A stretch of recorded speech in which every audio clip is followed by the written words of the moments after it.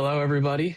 Welcome to episode 3 of the Ohio VolleyTalk podcast. I'm Nicholas Glenn here with Tyler Bush, and today we are joined by special guest, the Loveland coach, Coach Brett. What's going on?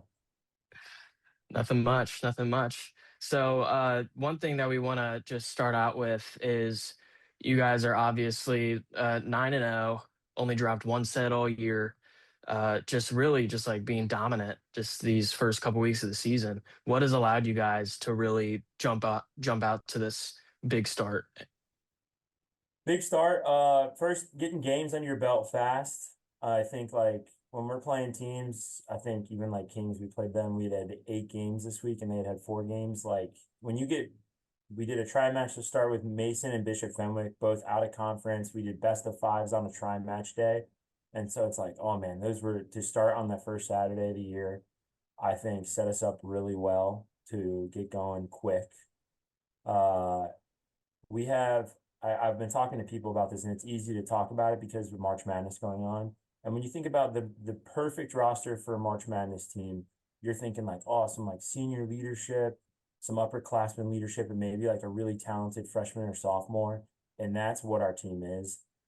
We have 8 seniors and then a junior, Landon, who's our libero, and then we have 2 sophomores that are both incredible. They were starting for us last year as freshmen, Gavin McWaters and Evan Ledford, and Gavin is a treat to coach. And so when you're talking about a March Madness team and a roster construction, it really is a blessing of like when we did senior, or if we did like captain voting, it was like, oh, I said like, hey, if there's 2 guys that should be captains, it should be, or 3 guys that should be captains. Like I'm gonna let you guys kind of like make that decision depending on how big the spread is. And it was like 2 guys, and then the third one was like 4 guys all have the same votes. And it's because we have all these seniors that are really care about the program.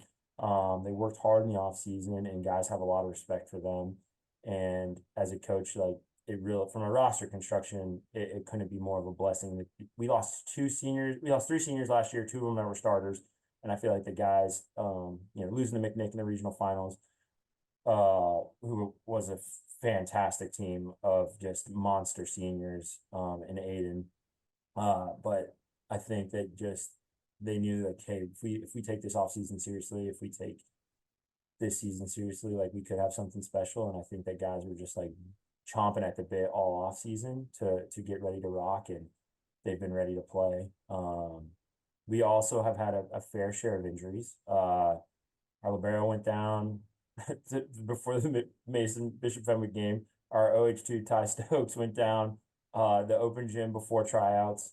Gavin McWaters got hit under the net a week and a half ago, and he's been dealing with some calf problems. And then our 3-year varsity starting middle, 2-year varsity captain, Clay, the middle, he broke his ankle last week on Tuesday.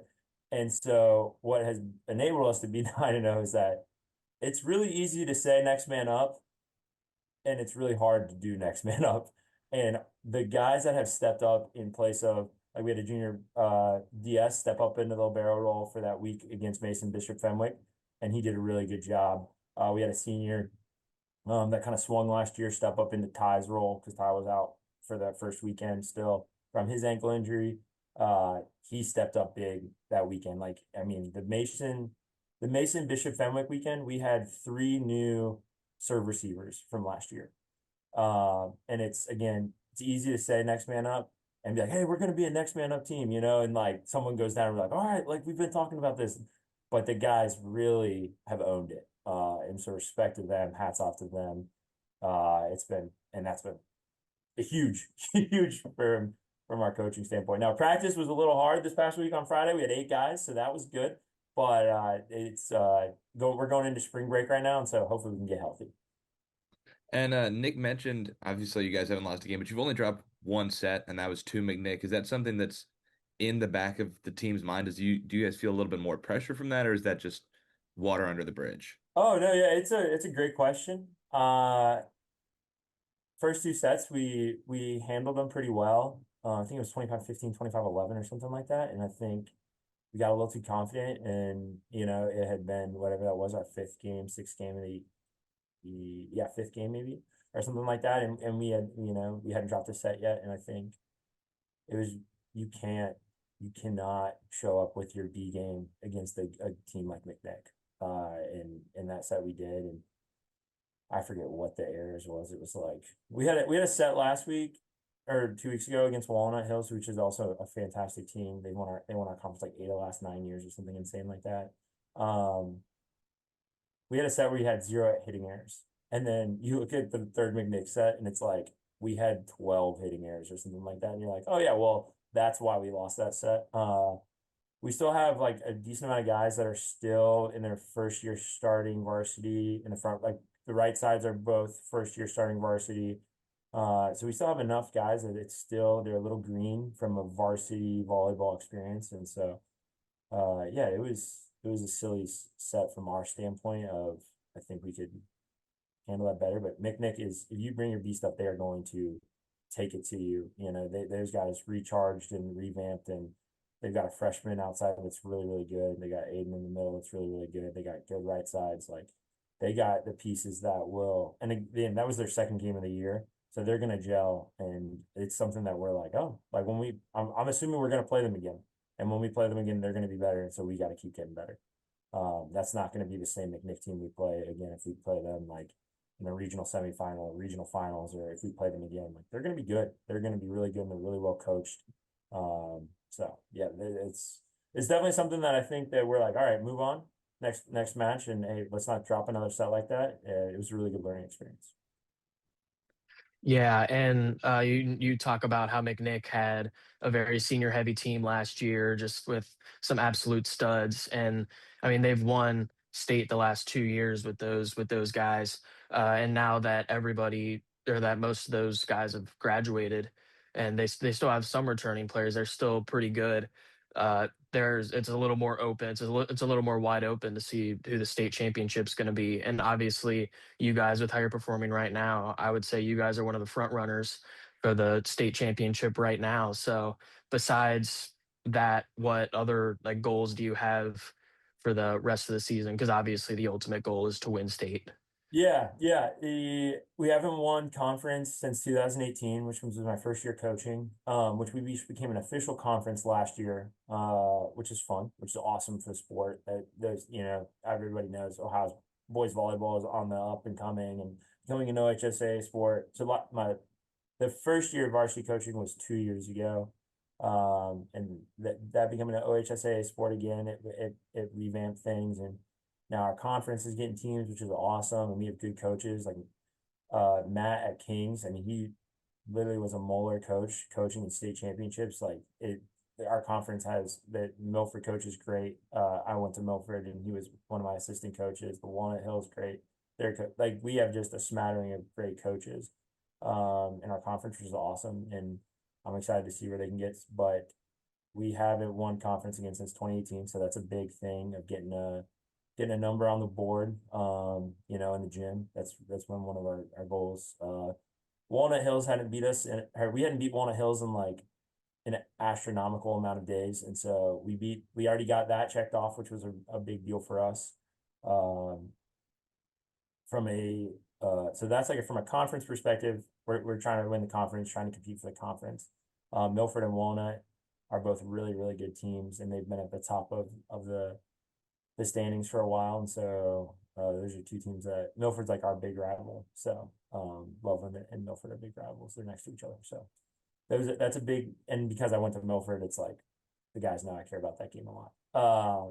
And then from a state perspective, McNick losing their guys, obviously, but there's enough teams like Gavin switched from right side last year to OH, and teams have that all the time, like where a guy's playing like, I don't know, he's filling in a role for middle 1 year, and then he gets to move to OH where his natural position is where he plays for club, but he was just filling in for middle. Those things happen all the time. We want to get back. What's interesting with the OHSA, we have home advantage until the regional finals. And so because Roger Bacon upset Bishop Fenwick last year, we got to host a regional semifinal. when we played Roger Bacon last year in the regional semis. And so that was a goal too of like, hey, like, can we get a 1 or 2 seed so we can try to make sure that we're hosting through the regional finals. So that was a big goal for us. And we started with a D2 heavy schedule. So we beat Bishop Fenwick already, we beat McNick already, we beat Mount Vernon, we beat Firestone, which those are 3 out of 4. Like we had the weekend where we played McNick on Friday into Mount Vernon and Firestone, which are the state game with Mount Vernon and McNick, and then Firestone was a regional finalist last year. And so we feel like we're setting ourselves up well for hopefully to get that home. We would like to get a top 2 seed to get home through the regional semifinal. But yeah, that was been another goal for our guys, big and early. So yeah. You kind of mentioned how you had 12 hidden errors against McNick in that one set. Do you feel like the only thing standing in the team's way right now is yourselves? Yes and no. Like I think that when we this is what's weird about volleyball is we played McNick last year in the regional finals, and we made a lot of hitting errors and or service errors or things like that. And I look back at that game and I'm like, we were one of the only, which we didn't get. No offense to the guys last year, I don't think we got enough flowers last year for the team that we had. We were the only 2 teams the whole year had 20 points every set against that McNick team. Us and St. X. That's it. Not Elder, not Moeller. Like we were one of 2 teams last year to get 20 points each time, and we took a set off them. Granted, it was their senior night, and they had some guys in, but we took a set off them early, like at the very end of the season too. But when you go against a team as talented as McNick was last year, they make you make mistakes. Like they're putting pressure on you. Their free balls are just more aggressive. Their blocks are bigger. Their service is harder. Like your serve receive is more difficult. So as much as like you can say like, oh yeah, we need to have less errors. Amen. But also the good teams make you make mistakes. And that's gonna happen. They're just especially when they're just like a team like McNick, it's like they're just like leaning on you the whole game of just like you finally get a dig and you're saving the ball and you're like, and then you get a good attack and then they just come right back at you. So as much as it's also the other team on the other side of the court. When they're playing better, it just puts more pressure on you. And I think that's what McNick did too. They gelled a little bit when we played them. And Mount Vernon had a couple of really good sets against us. So there's teams out there that are and everyone's dealing with injuries this year. I don't know, like LaSalle was dealing with a middle injury. I think Bishop Fenwick was dealing with an injury. McNick, I forget if they were dealing with an injury too or not. Like Walnut Hills, when we played them, they were out one of their best starting middles. So there's a lot of, I feel like it's across the board. I don't know if it's because club is just more intense, and then guys are just the club season just goes literally right up into high school season, which I just despise. Like guys are just there's no break at all, like not even like a 2-week break. It's like a 1-week break, and so I don't know if it's like guys are just tired or worn out too. Clay's a basketball guy, and the OHSA has basketball season.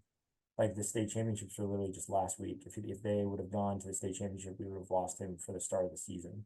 We only made it to district finals, and so we got Clay 3 days before our first game.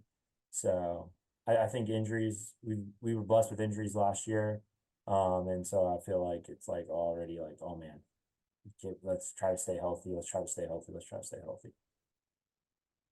Yeah, so you mentioned, like you're mentioning staying healthy, and then you also mentioned like all the injuries you've had this season so far, and then guys stepping up and really filling those shoes. Like that's really like one of the keys to success in any team. Like I Mm-hmm. was just wondering, like what are some of the other like keys to success for you guys specifically? Yeah, so we're we're I hammer the guys about the weight room. Our strength trainer, Sean McGarry, he is the man.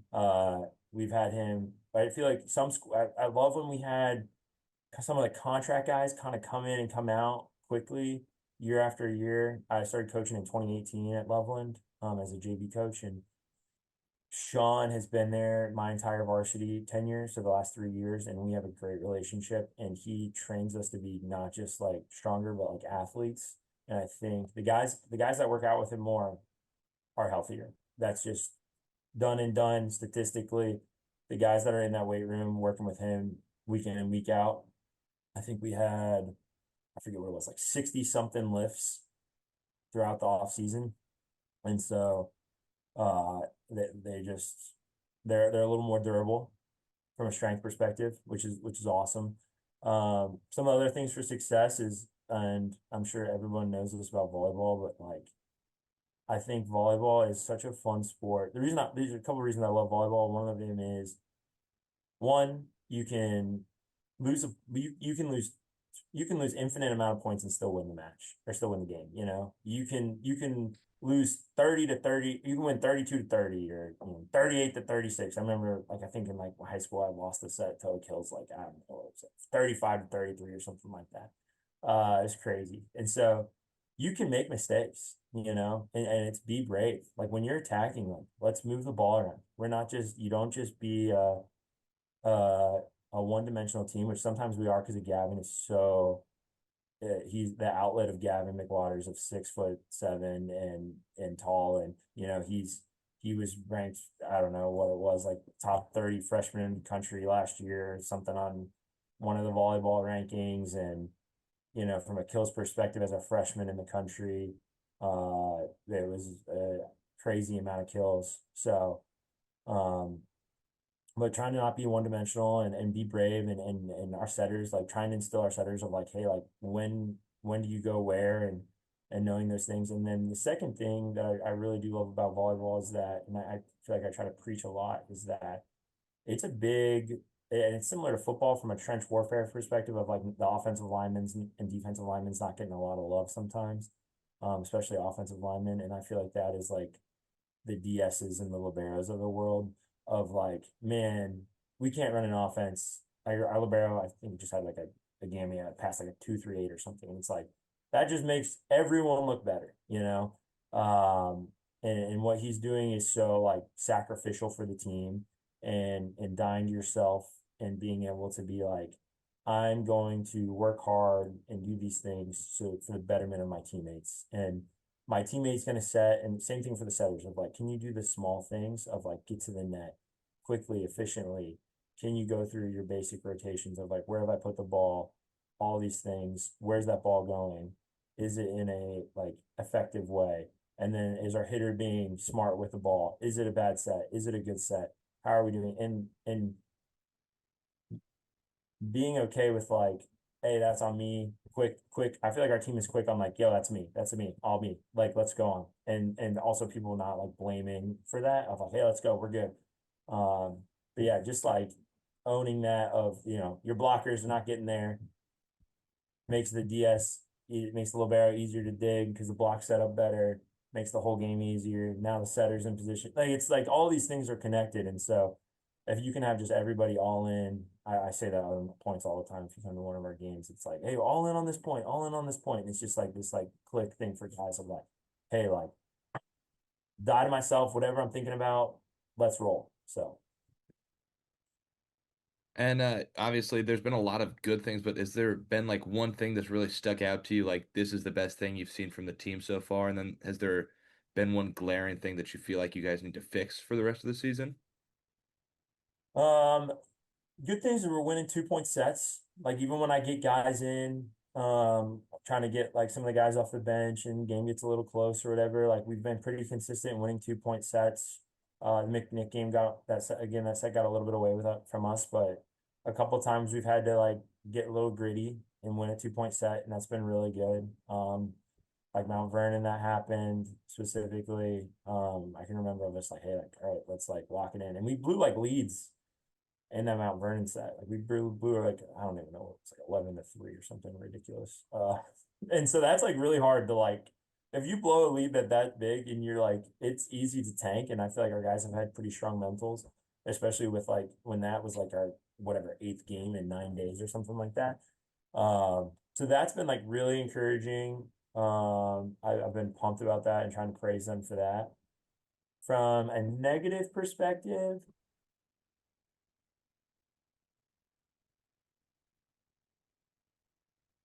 the negative perspective was that Mount Vernon game literally Gavin McWaters in our one middle.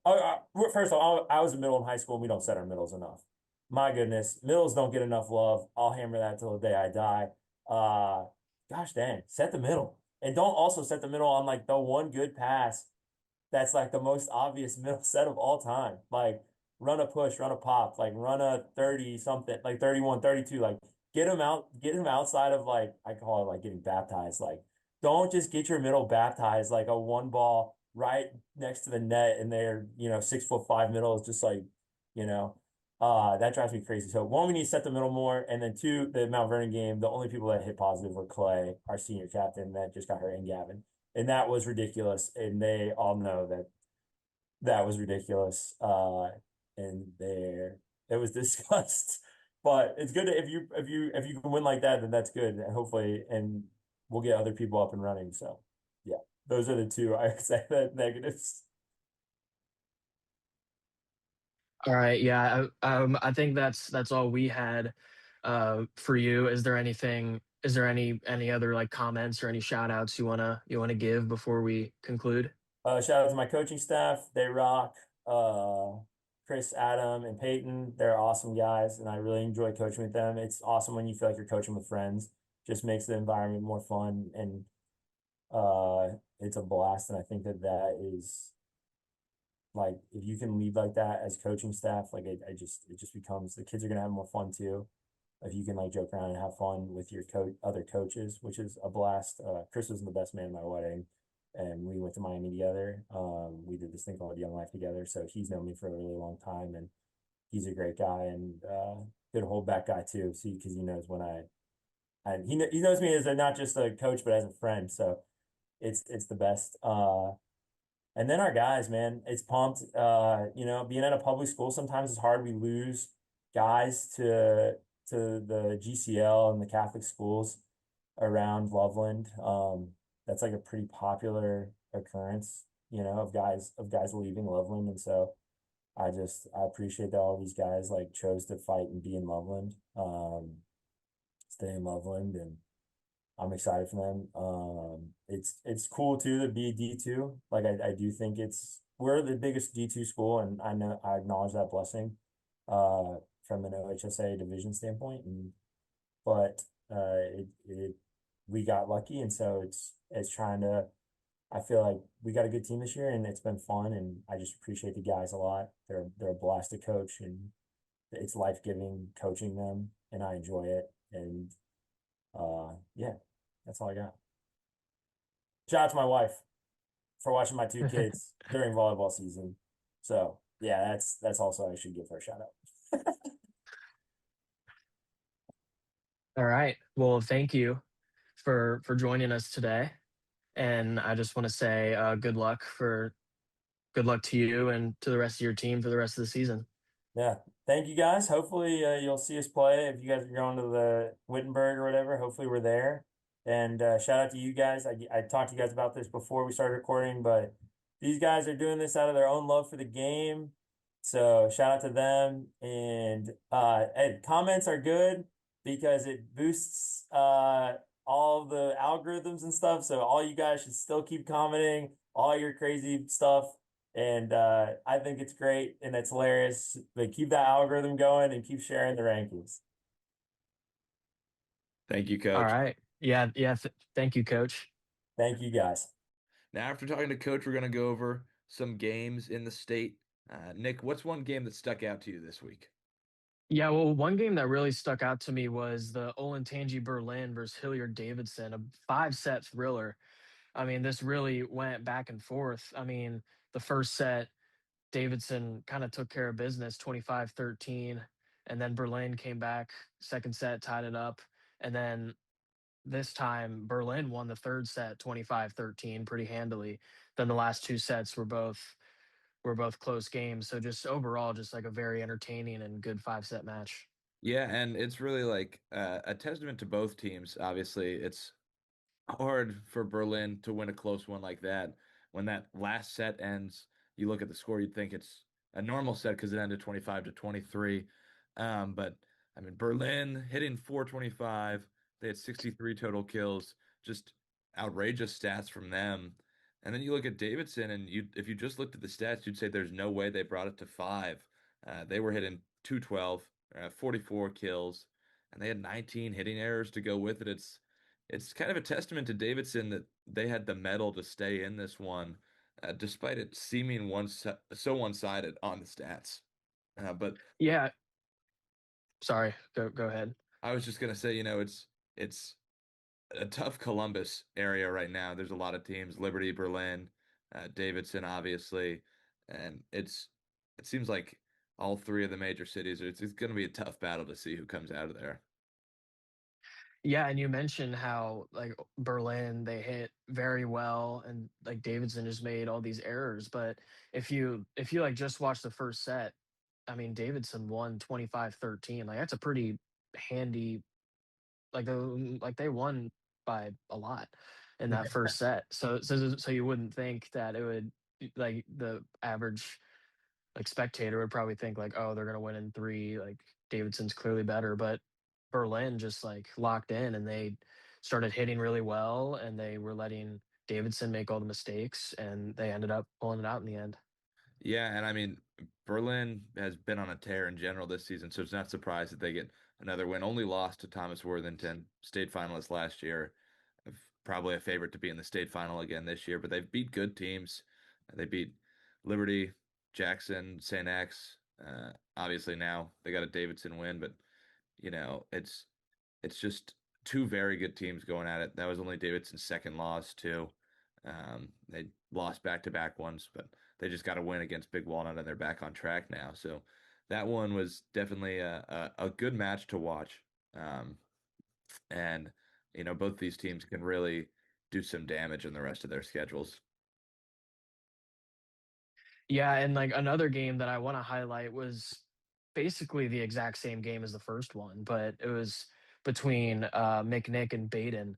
The first set, Baden won 25-13 pretty handily, but then the next two sets, McNick stormed back with 25-19 the second set, 25-14 in the third set, and then Baden came back in the fourth set, 26-24 in a really thrilling fourth set, and then McNick finished the job 15-11 in the fifth set. Just another one of those games where, like, if you watch the first set, you would think, "Oh, Baden's got this." Like they've beat him pretty badly the first set, but McNick just fought back.